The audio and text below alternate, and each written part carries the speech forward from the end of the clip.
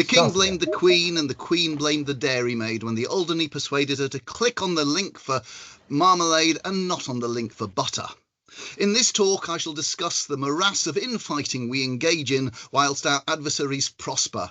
To find a way to more solid ground, I shall suggest a set of design principles to balance people with technology to achieve desirable outcomes. When undesirable cyber incidents and events happen, I so want to avoid the aggressive and pejorative hysteria of crying havoc and expecting the dogs of cyber war to be unleashed. Then fundamental attribution errors follow, and it's their usual path of least resistance. It's first out of the lexicon and blame. It's quick, easy, sounds authoritative, and after all, computer error is so old hat these days, we beat our chests and wail human error. We want to have our cyber cake and click it without stopping to think about the complexity of the components making up the socio-technical mix that we are part of too. As long as the finger doesn't point to us, it's a great formula, and the air of smugness it can generate is succor to the real criminals and hostiles that should have had our attention. Oh, by the way, thank you Tim Harford on his Cautionary Tales podcast for alerting me to this neat term in psychology, the fundamental attribution error. Confusing, isn't it? We are expected to both click and not click at the same time. Perhaps that's why they call it quantum computing. Ho ho. All of that technology before us and the innovative talent of its designers and developers, and we're expected to be the ultimate defence against professional criminals and hostile nation states, when all we want to do is get the job done, go to the pub, collect the children from school, do the shopping, work out what to cook for dinner, or go shopping again because we should have looked in the cupboard before we went shopping, binge watch the next Netflix show of the moment, other streaming services are available, off to the pub later to praise slow horses. Meanwhile, analyse that screen in front of you and try not to swipe the wrong way and accept the cunning malware that our adversaries have snared us with. Go on, maybe be nice to them. Half their country's GDP may rely on the proceeds of cybercrime. On the whole, there has been a massive campaign over the years to try and make us save ourselves, dumping the risk on those often unable to bear it. How often do we start a cybersecurity awareness session with the honest revelation that we expect the squidgy bit between the chair and the keyboard to compensate for systemic security flaws? Whilst we have been learning to tone down blaming people as a single point of failure in complex connected information systems, our adversaries have been learning to cooperate and turn the tools of cyber criminality into commodities that can be purchased, sale or return. For example, they take a 20% tithe on the proceeds of ransomware collected by other criminals who don't write their own malware. I'd like to suggest that it's rather unfair expecting someone on a minimum wage to protect multi-billion pounds of information assets, because after gluing their eyelids open, metaphorically, and forcing them to click through presentations like a perverse parody of A Clockwork Orange, that's just what we expect. A whole generation of training based on the principle, if only people would just, or if only people would just not. I propose that what we need empathy rather than blame, and there seems to be evidence of some of that. Back in the day, stones were cast from Hubrissian heights when someone else suffered in Cyberland.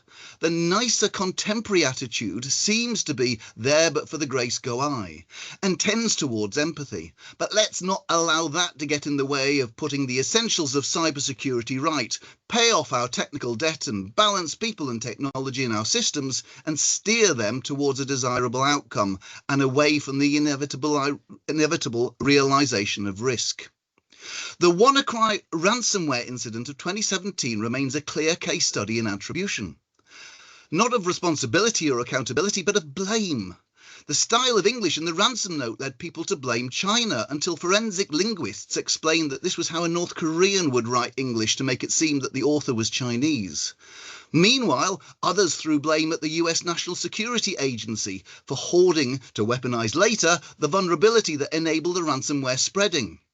Far down the blame chain was the criminal hacking collective, the shadow brokers who had stolen the secrets from the NSA in the first place.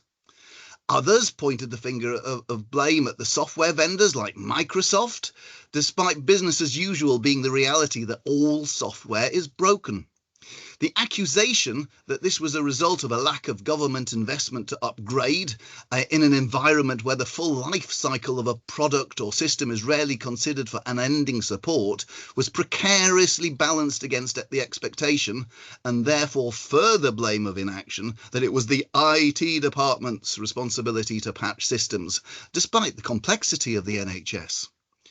The often mistakenly cited idea that cybersecurity is an IT thing was exacerbated by the counter-arguments that such things would not happen if the end users didn't click on problematic things.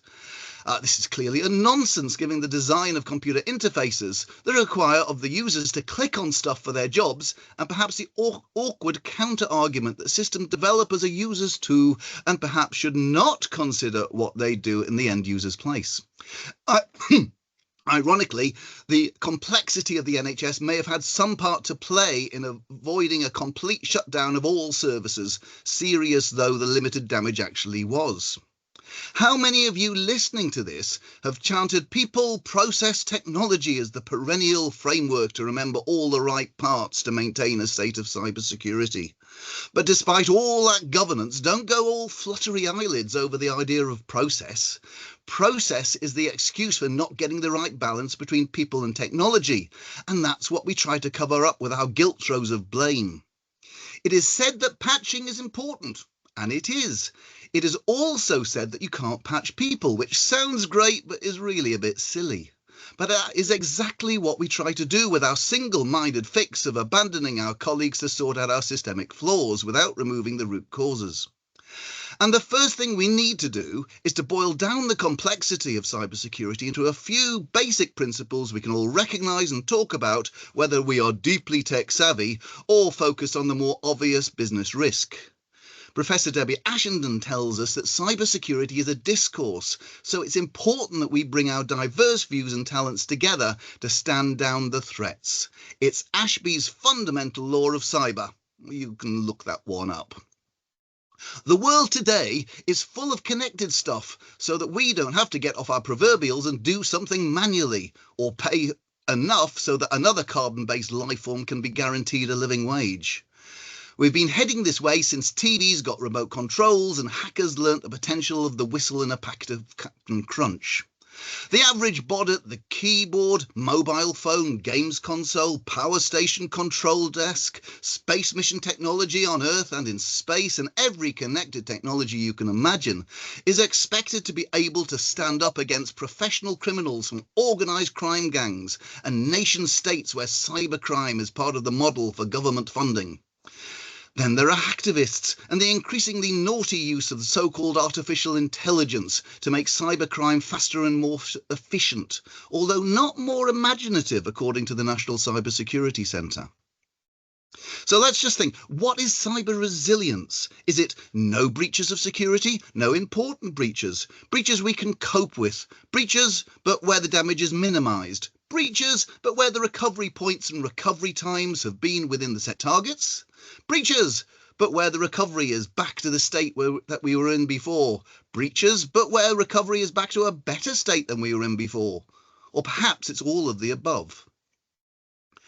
So let's look at getting the systemic balance between people and technology.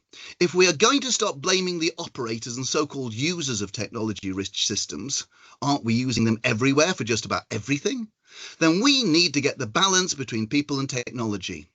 There are those who open their digital kimonos to peddle a mantra of people, technology and process. However, waving around the phantasmagorical process becomes a sticking plaster for the wounds of design that are only partly thought out, whilst digging a pit with spikes of blame in it for the innocent human in the loop, who is expected to shoulder the burden rather than working with the technology for desirable outcomes to meet personal, corporate or societal objectives. Objectives, yes! Who has asked why we've got desires for computational technology in the first place? Or did you just want a marginally better phone? Getting the systemic balance between people and technology is good for alleged intelligence too. The concept of risk emerged from sailing off into the unknown. Think about those old maps, the original purveyors of FUD, fear, uncertainty and doubt, promising unwary travellers that here be dragons. Of course there were no dragons, but the map makers thought it would be a jolly good wheeze to scare people away from finding out the gaps in their cartography. Risk became better understood as it became a function measured in dimensions of time and space, relatively anyway. Ooh, I say, there's a rather nice acronym in there somewhere. I would suggest that as a species, we are still racked with doubt when it comes to severity, but that's another discussion. Another showstopper is the challenge of improving cybersecurity. Where does one start? And what can one leave on one side to gain better impact sooner? This is where I propose this set of design principles to balance people and technology to create a better working environment for security. Security as a non-functional requirement of information systems should emerge as a core attribute rather than an afterthought. The basis for the 7 design principles, which go back to a paper I wrote at the National Computing Centre in 1996, I know I don't look that old, avoid overlooking the designer-developer by observing the Miller limit for our capacity for processing information. I thought it would be nice to have each of the 7 labelled by a word beginning with C. Nothing to do with the C with green ink on the fingers, but a pun on that history of risk, 7 Cs. There's also an opportunity here, I think, to applying the big 5 personality traits known by the acronym OCEAN for fine-tuning, but I'm still working on that one too. And it's rather nice that it fits with the concept of human in the loop, often referred to with reverence by the rather more altruistic of the artificial intelligence aficionados. Perhaps that loop refers to having enough rope for autonomy, but also not so much that we hang ourselves when we overly take advantage of it. People, process and technology? No, it's people and technology. Get the design right. So here they are, under development and open for a review and feedback. It's not cyber if there's no feedback. Is that a double negative? Oh, my head hurts. So, number 1, complement. I don't want to do all the pushing, filing, stamping, indexing, briefing, debriefing and numbering. Technology should complement my abilities, not exploit them. Automate when that's helpful. Let me drive when it's not. We shouldn't be printing and rekeying our data, just as we should not harden our information-based and computational systems with security controls and then punch a hole through them to allow easier, legitimate access. Number 2. Compensate. The 3rd law of information and cybersecurity sets out the need for a systemic response to cyber events and incidents. The operation of the system to meet its objectives, that's the 2nd law, is key, with respect to the harms that may result from misuse or attack. When bad actors are at play, the language and metaphors are awful, aren't they? The system should compensate fast enough to avoid significant damage. The result should be preservation of system safety, socio and technical safety. Number 3, confidence. System trustworthiness is built on essential elements such as safety, reliability, availability, resilience and security. Fundamental technical security with a smidgen of socio-technicality in the controls, with the grading of access privileges, is nicely set out by the National Cybersecurity Centre's Cyber Essentials. Cyber Essentials, if implemented correctly, should deflect 80% of the low-level automated internet-facing cyber attacks. With the principle of only using the up-to-date versions of the software and removing unused applications, then at least I can have some basic confidence that emerging vulnerabilities will be made known and corrected. Also, networks should be segmented enough to avoid contagion when bad stuff happens, but connected enough to get to the job done effectively. If I do click on that nasty link, the segmentation should be enough to avoid contagion when bad stuff happens. But until the technical debt is paid off, I will still have the responsibility to behave responsibly and remain alert but not alarmed for cyber threat. The balance is partly maintained by avoiding complacency amongst those who should be the beneficiary of the systems, not their victims. Number 4, cooperate. Technology should cooperate and work with me and for me. Again, please don't entice me to hack the technology, or co-workers even, to get the transformations that I need to achieve my objectives. Number 5, correct. Make sure that the suggestion box for corrective action is open and contributions welcomed. Make responsible disclosure with demonstrable interest. meet responsible disclosure with demonstrable interest. If I'm doing something wrong, use the collective wisdom programmed into the system to correct and deliver the right outcomes. Lessons will be learned. Feedback again. Veritable cybernetics. 6 out of 7, community. It's 2025. Our adversaries have criminal ecosystems of tools, techniques and services. They are a community. We must endeavour to nurture ours. Make it easy to work with other people in other systems. Know whom to call, especially in our own system when help is needed, and have the confidence to do so. The time has come. There's little benefit in bewailing missed opportunities rather than just learning from them. Take a holistic view of the whole workforce as the cyber workforce, just as our adversaries will not hold back from opportunities to deprive us of our digital possessions and services. This is not something yet realised by the DCIT-led International Coalition on Cybersecurity Workforces, launched at Wilton Park in September 2024. Watch this space, perhaps for another paper. The international standard for technology governance builds in consultation with community as a fundamental success point for information systems. No sudden desk drops of new ways of working. Finally, cope. There's no such thing as disaster recovery. This is a term that seems to be less commonly used in contemporary discussions, as resilience probably tops the pops of the engrams. Cybersecurity incidents affect people. When you're involved in one, you're adding to your experience and must be able to cope, to be resilient by absorbing problems rather than growing them. So we must have a scale of support ranging from cyber CPR to rebuilding the information architecture from scratch. We need to have the relationships already in place rather than just hoping that we'll get on together in our foxhole when bad things happen, and bad things will happen. So here's a thought as we head towards the doors. Help me to be personally resilient so that I can function even when under cyber attack. Perhaps I might have a cyber grab bag to help me cope. There can be many reasons why a person has an online presence and how they might lose it suddenly. Even the most cyber savvy can become digitally excluded. Recovery can be exasperating, depressing, costly, and can become more difficult the longer it takes. When physical disaster strikes, the well-prepared may have a bag ready with cash, bottled water, passport and Kendall mint cake.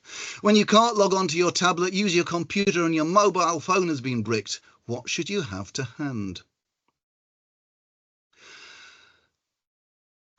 So, where does it end? Well, firstly, beware L. Ron Hubbard when trying to consider what a system is. He approached Norbert Wiener and declared that everything is connected to everything else, so there's only one system. Yay! This is about as useful as Douglas Adams' total perspective vortex, which worked on the principle of extrapolating the whole of creation, every galaxy, every sun, every planet, their orbits, their composition, and their economic and social history from the gravitational impact that the rest of the universe has on one small piece of fairy cake.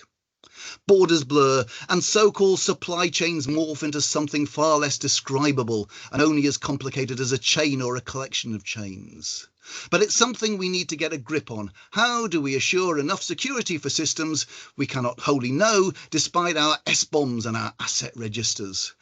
As a start, I suggest that a system is defined by the point at which its influence on another system wanes to insignificance.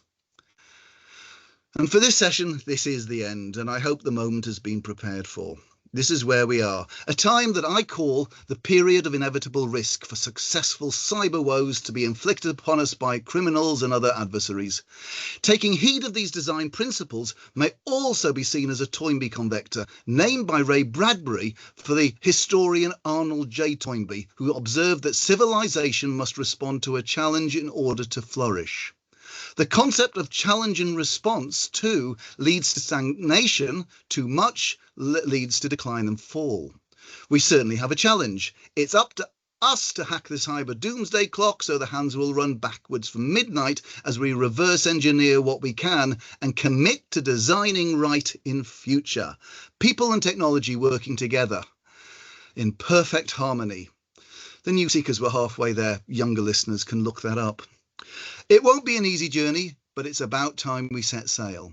And next time you attempted to make a fundamental attribution error and blame a failure of cybersecurity on people, just remember, there's no such thing as human error. It's just people being human.